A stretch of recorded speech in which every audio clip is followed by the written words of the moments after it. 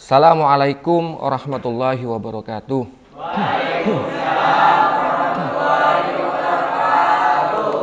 Baik, anak-anakku sekalian, gimana kabarnya? Alhamdulillahirabbil alamin. Puji syukur kita kepada Allah Subhanahu wa taala karena kita masih diberikan kesehatan, ya. Masih diberikan kesempatan juga. Ini nikmat yang sangat besar sekali yang Allah berikan kepada kita. Oleh karena itu kita syukuri dan jangan lupa anak-anak ya, sebelum kita berangkat ke sekolah, kita bulatkan niat, kita luruskan niat bahwa tujuan kalian ke sekolah yaitu untuk menuntut ilmu. Karena barang siapa, Rasulullah pernah bersabda ya dalam hadisnya, barang siapa yang niat tulus menuntut ilmu, maka setiap langkahnya itu akan dihapus dosanya, akan berguguran dosanya. Jadi jangan sampai lupa, kita harus luruskan niat untuk menuntut ilmu. Baik anak-anak, sebelum pelajaran dimulai, silakan ketua kelasnya untuk menyiapkan terlebih dahulu dan dipimpin doa terlebih dahulu. Sebelum memulai pelajaran, marilah kita berdoa. Berdoa dalam hati, mulai.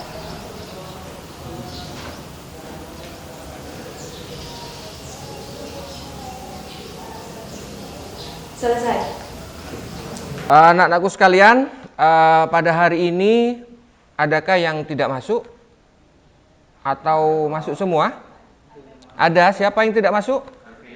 Alvin ya.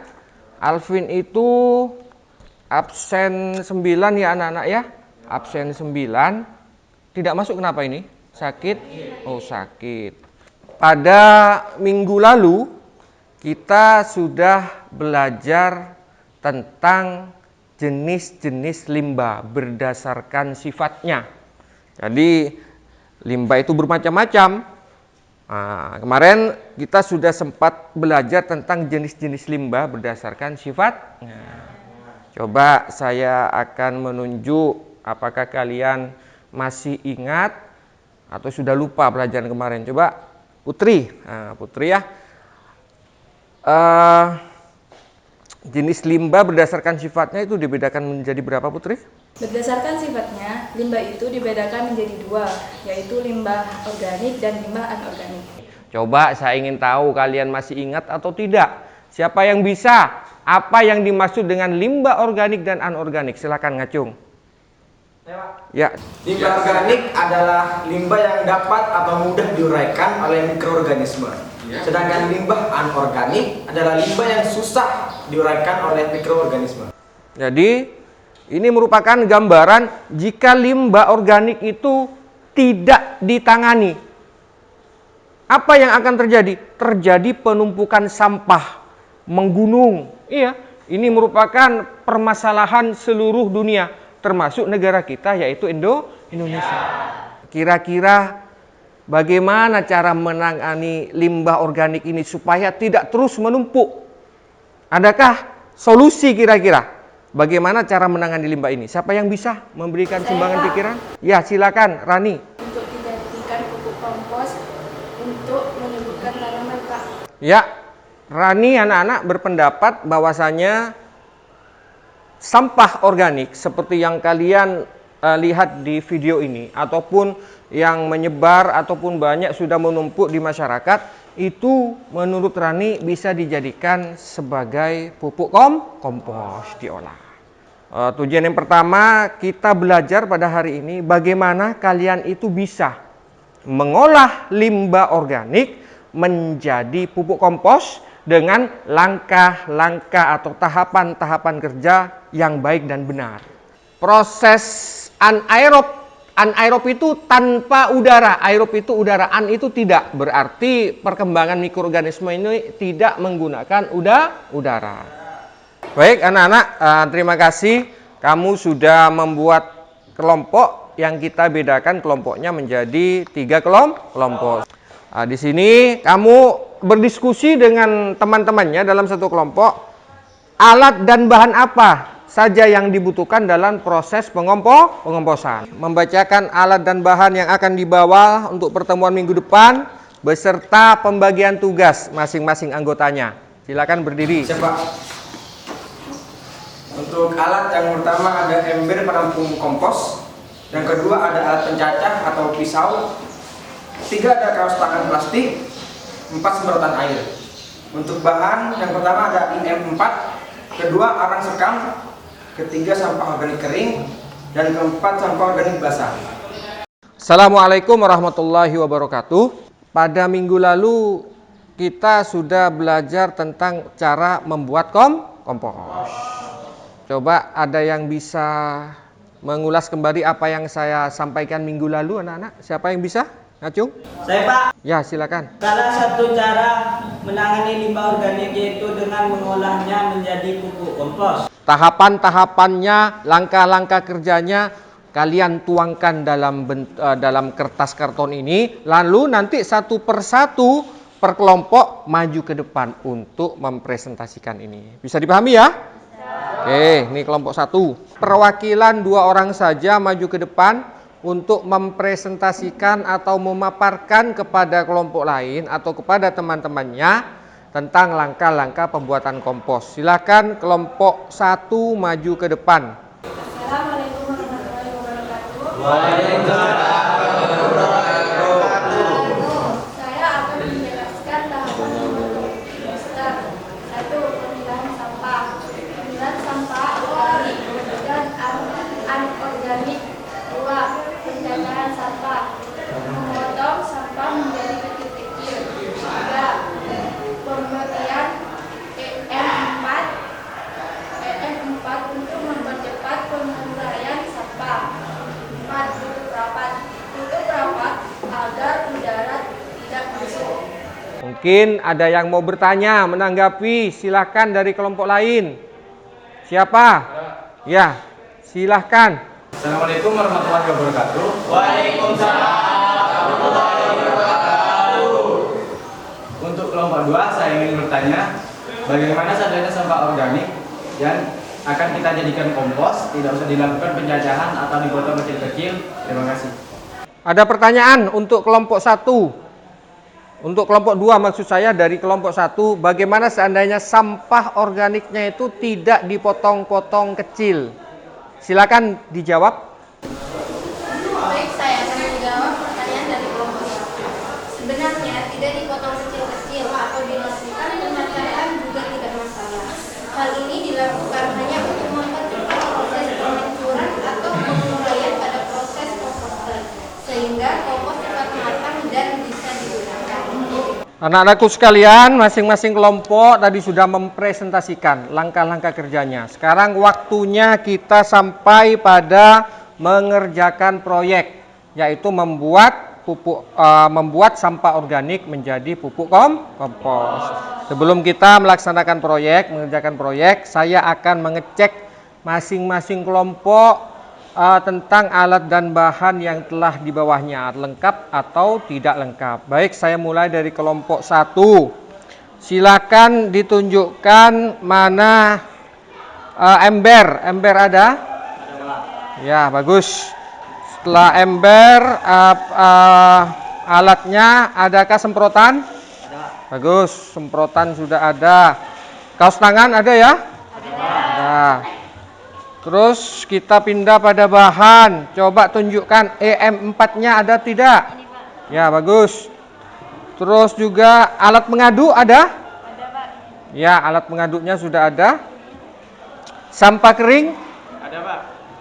Diangkat sampah keringnya yang tinggi? Ya, bagus. Sama krekseknya diangkat. Sampah basah? Diangkat yang tinggi? Ya. Terus arang sekam? Ada, Pak. Baik, berarti kelompok 1 sudah lengkap. Bagus. Tinggal setelah ini langsung mengerjakan proyek. Dasar ember harus ada lubang-lubang, ya. Lubang-lubang kecil. Di dasar ember harus ada lubang-lubang kecil. Karena jika lupa memberikan lubang, maka otomatis air lindi tidak akan bisa keluar.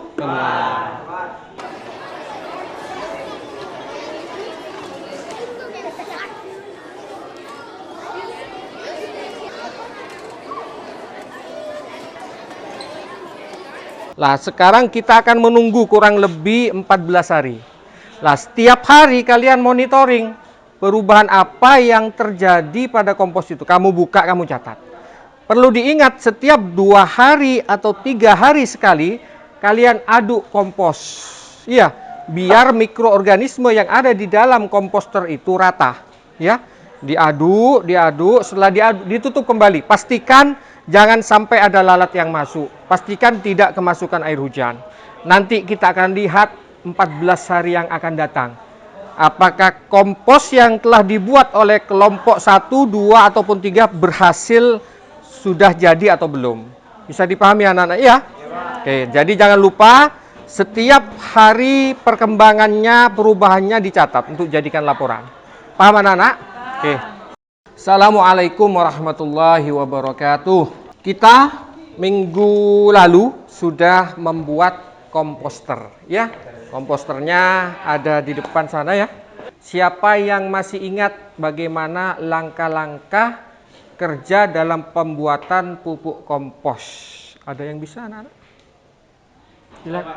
Ya, silakan. Langkah pembuatan komposter antara lain 1. Memilih sampah organik dan anorganik. 2.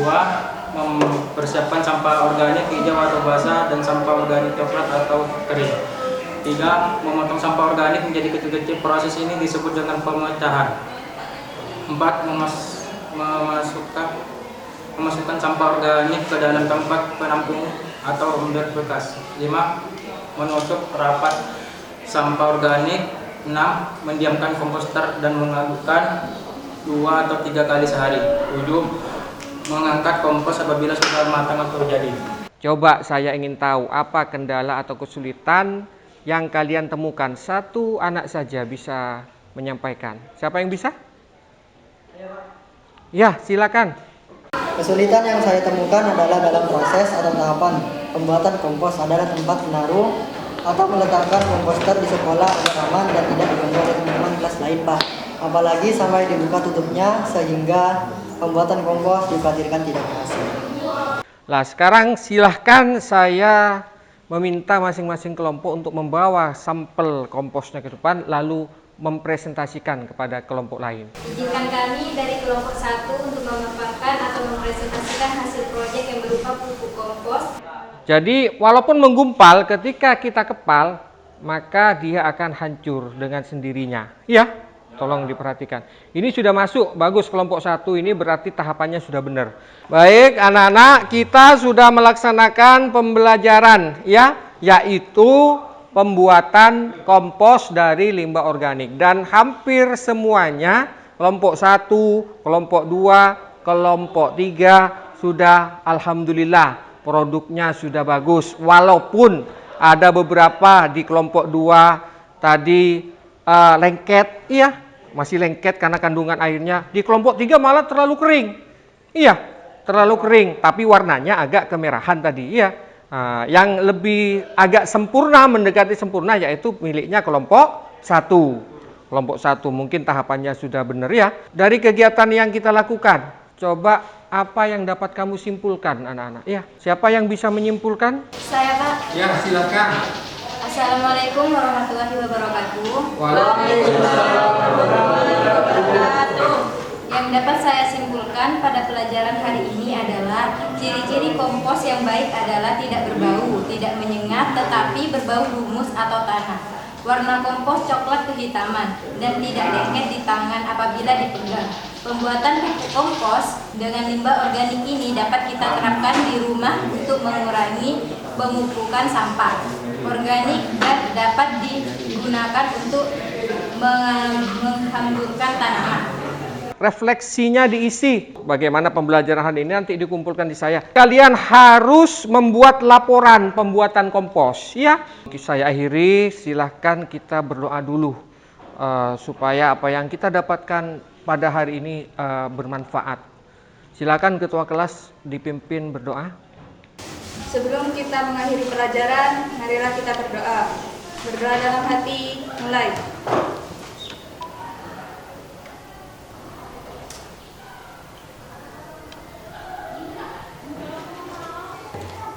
Selesai. Baik, anak-anak, sampai di sini dulu ya pelajaran hari ini.